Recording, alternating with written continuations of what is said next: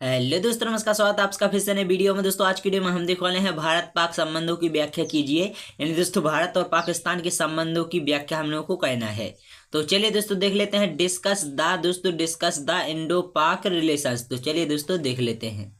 तो चलिए दोस्तों यहाँ पर दी गई है भारत पाक संबंध यानी दोस्तों इंडो पाक रिलेशंस। तो चलिए दोस्तों देख लेते हैं।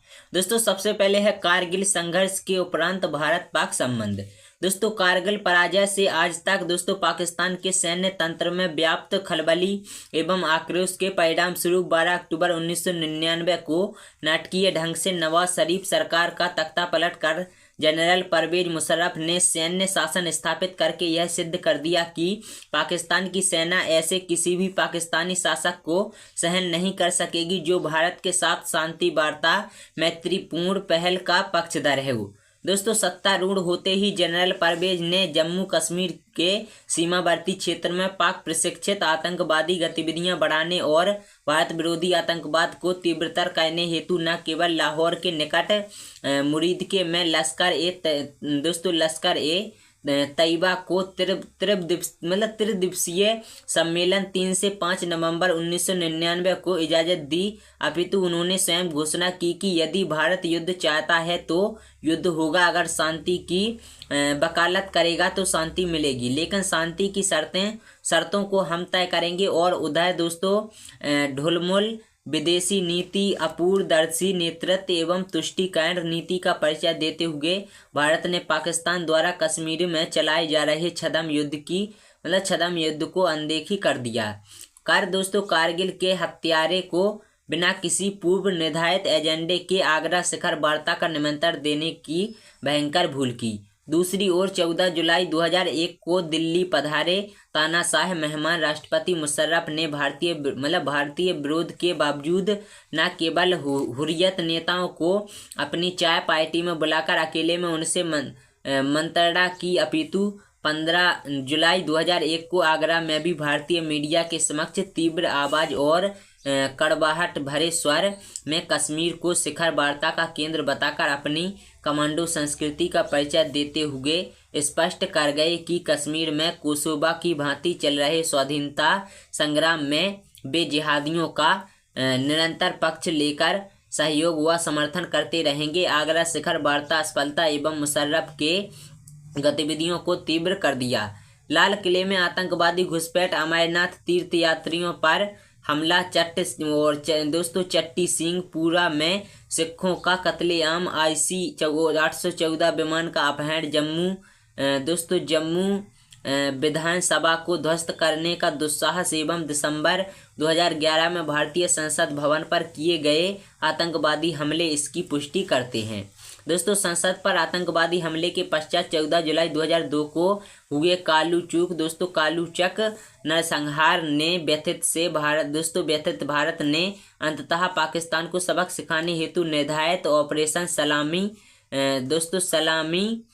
स्लाइस के परिप्रेक्ष्य में 22 मई को प्रधानमंत्री वाजपेयी ने नियंत्रण रेखा के निकट कुपवाड़ा में उसे स्वीकार करते हैं। और मेरा यहाँ आना इसी बात का सूचक है कि हमारा सॉरी दोस्तों, मैं यहाँ पर एक लाइन भूल गया हूँ कि कुपवाड़ा में अधिकृत कश्मीर की ओर इशारा करते हुए कहा कि भारत को चुनौती दी गई है।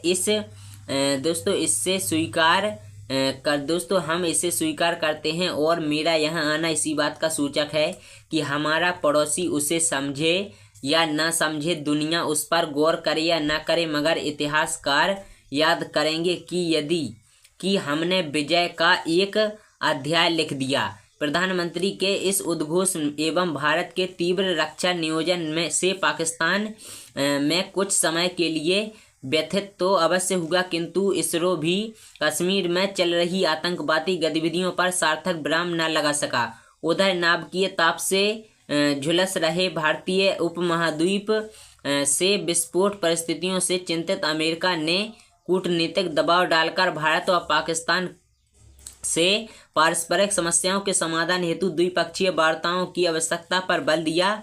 तो दोस्तों वहीं फलतः क्षेत्रीय व अंतर्राष्ट्रीय सामरिक व राजनयिक परिवर्तनों को दृष्टिगत रखकर 22 अक्टूबर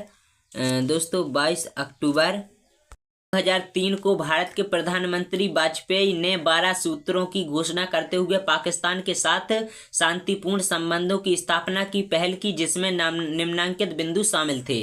दोस्तों सबसे पहला जो निम्नलिखित बिंदु है कि उच्चायोग कर्मियों की संख्या में वृद्धि। दूसरा है खेल संबंधों को बहाल करना। तीसरा है रेल सेवा पुनः प्रारंभ करना।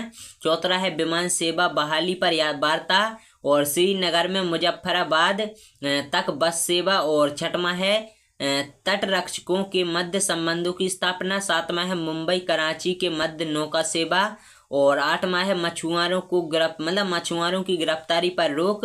और नौवां है पाकिस्तान के 20 और बच्चों का इलाज। और दोस्तों 10वां है खुलारपुर से मुनाबो तक एक और बस सेवा। और 11वां है दिल्ली व इस्लामाबाद के अतिरिक्त अन्य शहरों में भी वीजा जारी करना। और 12वां और आखिरी था कि बाघा सीमा पर 65 वर्ष से अधिक उम्र के लोगों के लिए पैदल आने जाने की सुविधा। दोस्तों भारत के उक्ति शांति पहल प्रस्ताव का सार्थक और प्रत्युत्तर देते हुए पाकिस्तान ने भी नियंत्रण रेखा पर संघर्ष विराम की घोषणा करके उपमहाद्वीप में शांति स्थापना की को क्षेत्रीय शांति स्थिरता व विकास हेतु अपरिहार्य माना। और फलतः जनवरी 2004 में इस्लामाबाद में संपन्न सार्क के शिखर सम्मेलन के दौरान पाकिस्तान के प्रधानमंत्री और राष्ट्रपति मुशर्रफ के साथ वाजपेयी के दोस्तों सौहार्दपूर्ण द्विपक्षीय वार्ताओं से पारस्परिक संबंधों की बेहतरी का जो पथ प्रशस्त हुआ, उसी का यह परिणाम है कि दोनों देशों के मध्य राजकीय पर्यटन, सड़क व रेल यातायात, चिकित्सा व खेल संबंध बहाल हो सके। दोस्तों दोनों राष्ट्रों के मध्य पुनः प्रारंभ समग्र वार्ता में 6 जनवरी 2004 निम्नलिखित 8 मुद्दों को सम्मिलित किया गया था। सबसे पहला जो मुद्दा था दोस्तों वो था शांति व सुरक्षा की स्थापना। दूसरा है कश्मीर मुद्दे का चरणबद्ध ढंग से हल। और तीसरा है बुलर बैराज विवाद का समाधान। चौथा है सियाचिन समस्या का सने समाधान करते हुए इसे शांति क्षेत्र के रूप में विकसित करना। और पांचवा है सर क्रीक विवाद का समाधान। छठवां है आतंकवाद व मादक द्रव्यों की तस्करी पर नियंत्रण। और सातवां है ट्रैक सेकंड, थर्ड व फोर्थ के संबंधों को बनाए रखते हुए मैत्रीपूर्ण आदान प्रदान। और आठवां और आखिरी है आर्थिक व वाणिज्यिक सहयोग विकसित करना।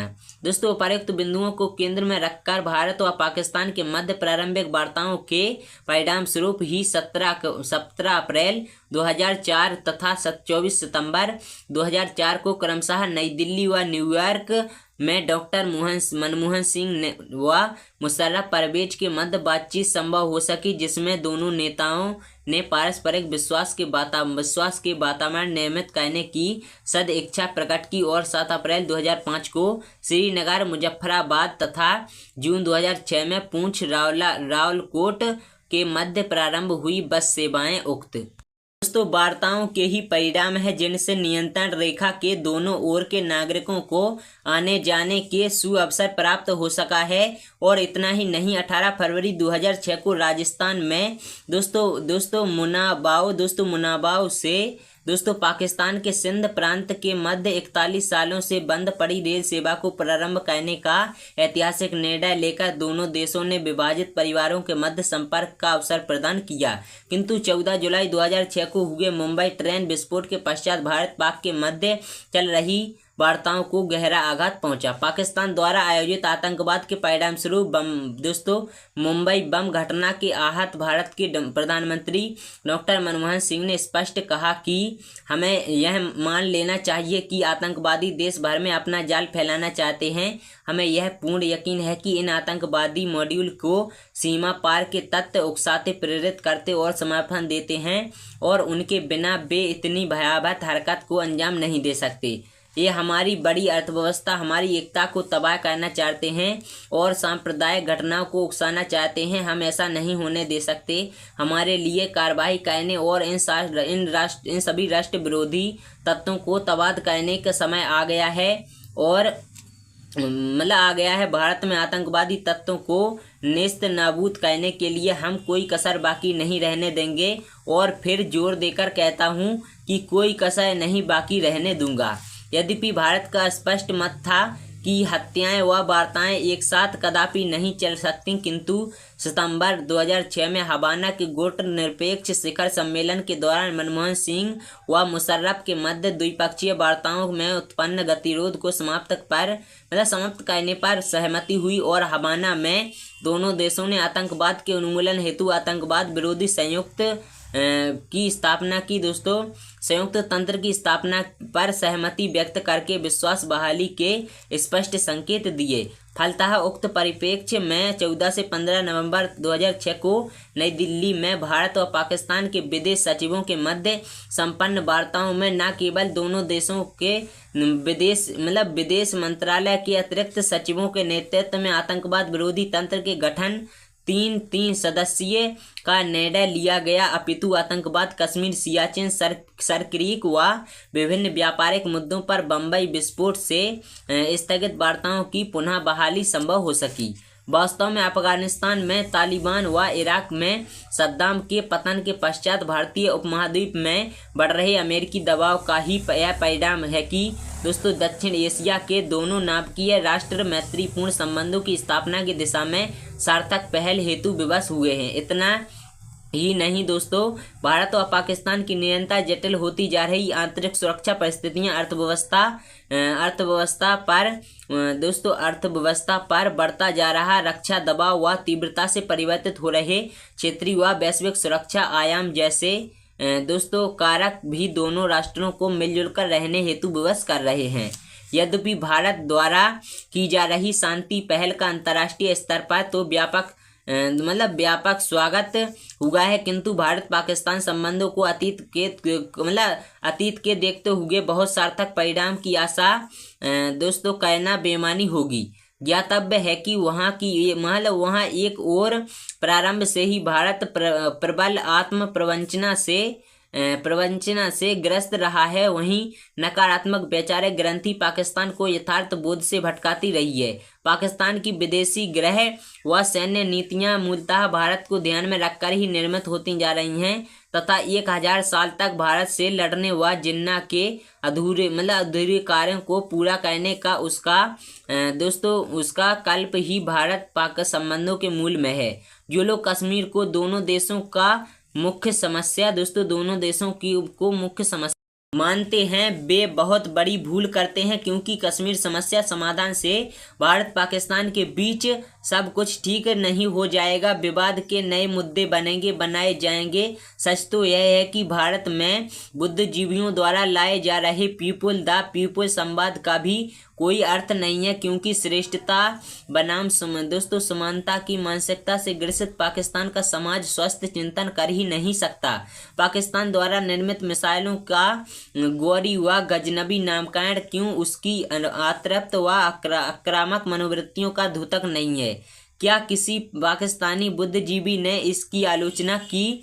क्या पीपुल दोस्ती का यही आधार नहीं? अतएव अब आवश्यकता इस बात की है कि अंतर प्रकृति शत्रु सिद्धांत को विस्मृत न करते हुए अतीत से शिक्षा लेकर ही पाकिस्तान के साथ शांति पहल प्रक्रिया को मूर्त रूप देने की कोशिश की जाए और जनमत की अवहेलना करते हुए अति उत्साह में दूसरों के इशारों पर लिया जाने वाला कोई भी भारतीय निर्णय न केवल उसकी राष्ट्रीय शक्ति को क्षीण करेगा, अपितु क्षेत्रीय विवादों में उलझकर शक्ति ध्रुव बनने के दूरगामी लक्ष्य से वह विमुख हो जाएगा। इस बार यदि ऐसा हुआ तो निश्चित है कि 21वीं शताब्दी के आने वाले वर्षों में भारत बड़ी शक्तियों के समक्ष पिछलग्गू व याचक की मुद्रा में खड़ा हो मिलेगा।